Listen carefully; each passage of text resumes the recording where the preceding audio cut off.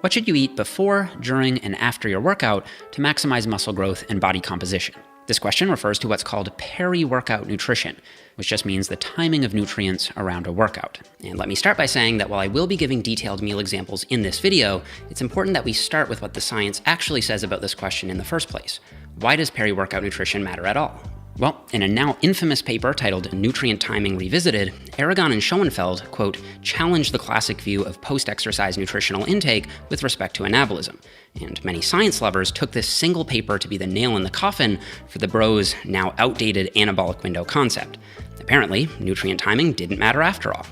Well, it turns out many of the science guys may have jumped to conclusions a little too quickly, because even in this very paper, the authors suggest that pre- and post-exercise meals shouldn't be separated by more than 3 to 4 hours, or maybe 5 to 6 hours if you eat a large pre-workout meal. Let's just meet in the middle and say 4 to 5 hours between the pre- and post-workout meals is the true size of the science-based anabolic window. So the peri-workout window definitely matters, but it matters more for some than it does for others. It's more important if you're leaner because you have a lower nutrient supply. It's more important if you're on lower total calories because you're at a higher risk of muscle loss. And it's more important for those who do higher volume bodybuilding style training, which depletes more nutrients than lower volume powerlifting workouts. Now, before we hop into the specifics, there's a future video that I'm trying to make that I really need your guys' help with. So if you go to jeffnippard.com/muscle IQ, you'll find a bodybuilding and fitness IQ test that I made that'll take you about 5 to 10 minutes to do. And I'm doing this because I want to see how much you guys have learned from me over the years and to test and see how smart you guys really are. So there's just straightforward multiple choice questions, and I think it'd be a very cool future video to see how well you guys do, and we can go over the answers together. So please do me a huge favor and go to jeffnippard.com/muscle IQ and take 5 minutes to do the test. Okay, let's get to some meal examples. All right, so the pre-workout meal is the single most important meal of the day, in my opinion. That's because it'll ultimately determine how effective your training is, which ultimately drives muscle growth. And there are two main purposes of the pre-workout meal. The first is to fuel the workout, primarily via carbohydrate, and the second is to provide an anabolic environment during training, primarily via protein. Now, when it comes to the macros for the pre-workout meal, I aim for about 1 gram of carbohydrate per kilogram of body weight, ideally coming from a lower glycemic carb source, plus a serving of fruit. This combination of carb sources will provide more sustainable energy through the workout, since different carbohydrates use different transporters, meaning different rates of absorption and more sustainable performance during training. I'll also aim for about 0.5 grams of protein per kilogram of body weight and 0 to 20 grams of fat, depending on how close the meal is to the workout itself. Because dietary fat slows digestion down, meals eaten closer to the workout should contain less fat, and meals eaten further from the workout should contain more fat. Which brings me to the next question. When should we eat the pre-workout meal? Well, up front, I was a bit surprised to learn that 33% of you don't eat a pre-workout meal at all because you train fasted. And that's okay, and I'll have some advice for you guys here in a minute. First, for the other 67%, eating 1 to 1.5 hours before training is usually ideal, because if you eat the pre-workout meal too close to training, the food might still be digesting, and that can cause you to feel lethargic or bloated. On the other hand, if you time your meal too far from training, you run a higher risk of having low energy or feeling lightheaded. So that's my sweet spot, but sometimes it's just not possible to wait an hour or an hour and a half after eating because of time constraints. Sometimes you're just forced to hit the gym on short notice, in which case you'll want to focus on eating a lower calorie meal with faster digesting foods.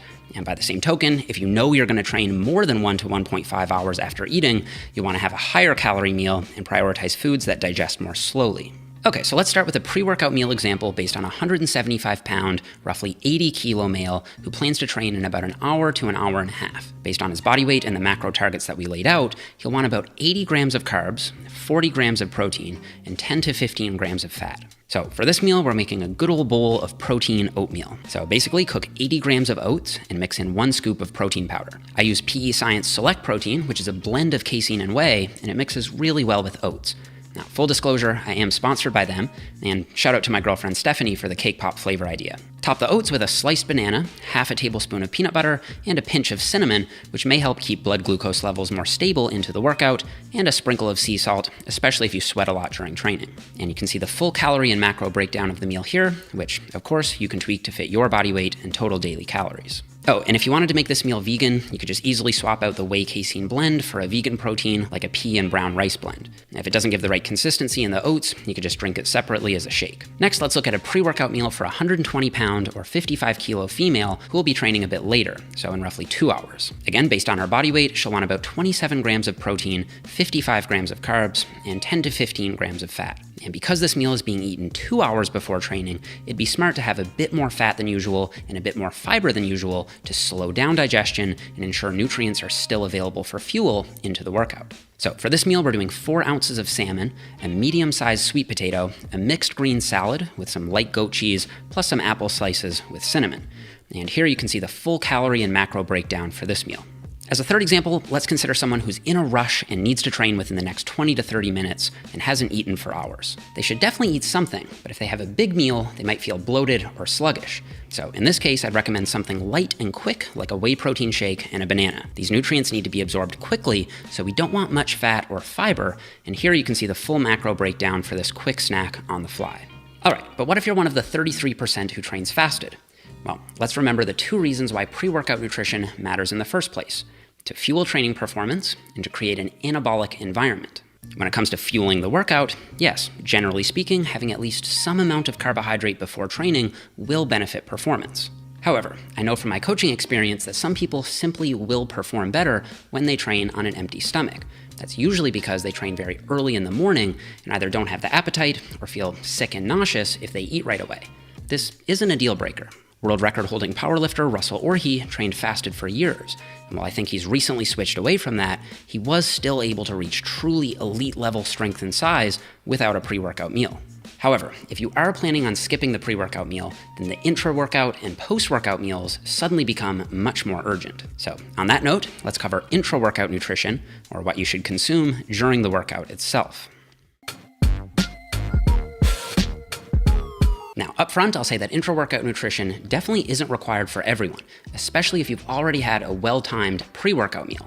But there are a few circumstances where it does make sense. If you train fasted, if you're in a caloric deficit and already very lean, if your workouts last longer than an hour, or if you're an elite-level trainee trying to optimize every little detail. And if any of these apply to you, I definitely recommend having some kind of liquid carb source during your workout, such as Gatorade, Kool-Aid, or Tang, to fuel performance. As a general rule of thumb, I recommend 0.5 grams of carbohydrate per minute of training, starting about 30 minutes into the workout. So if your workouts last 90 minutes, you'd consume 30 grams of carbs starting 30 minutes in.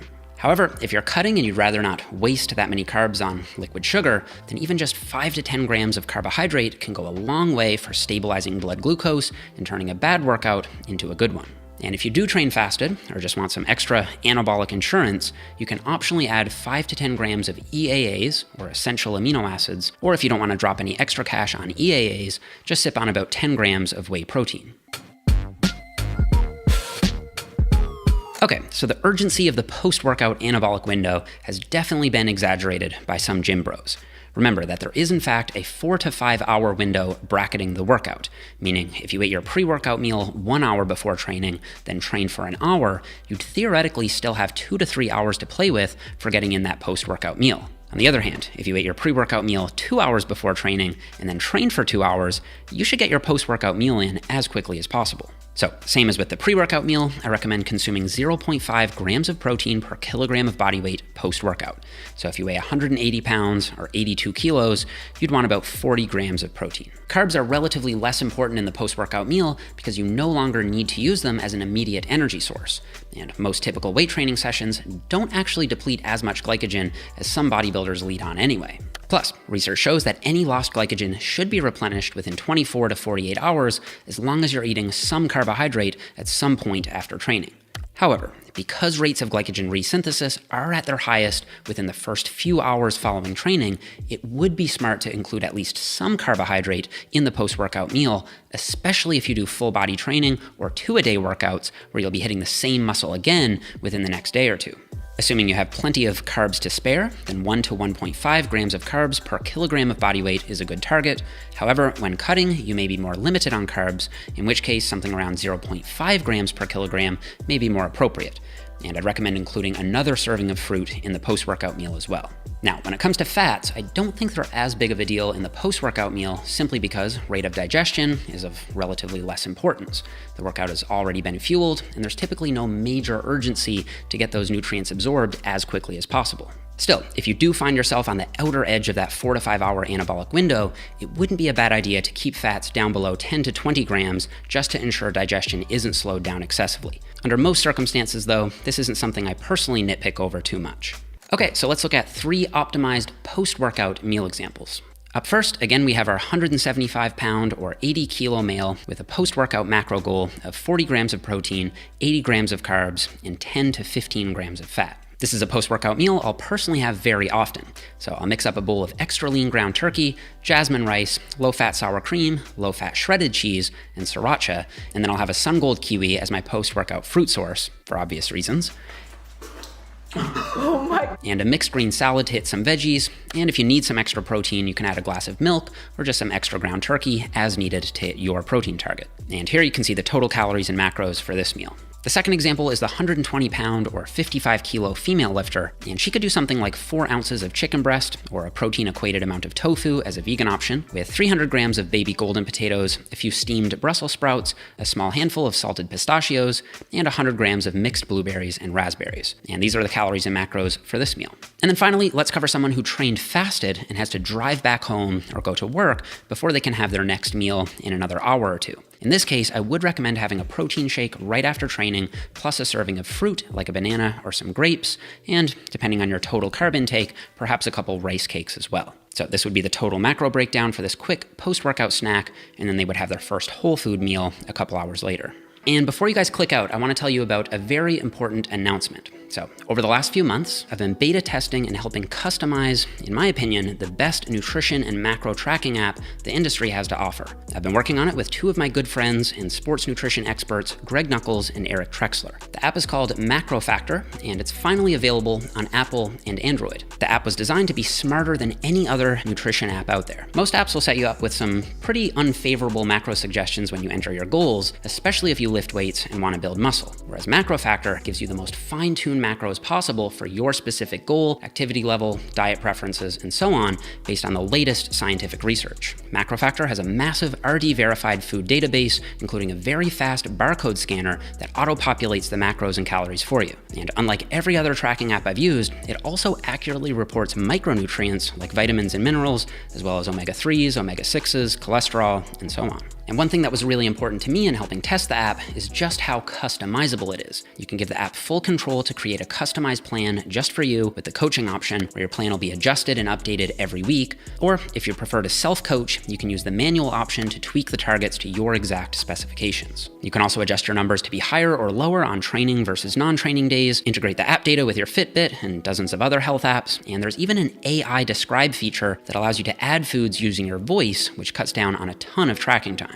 1 Sun Gold kiwi, and then I add that to the plate, and there it is. So you guys can get started with a free 7-day trial by clicking the first link in the description box below and using the code Jeff to help support my work here on the channel. I really think you guys are going to enjoy it. And that's it for this one, guys. Don't forget to leave me a thumbs up if you enjoyed the video, subscribe if you haven't already, and I'll see you guys all here in the next one.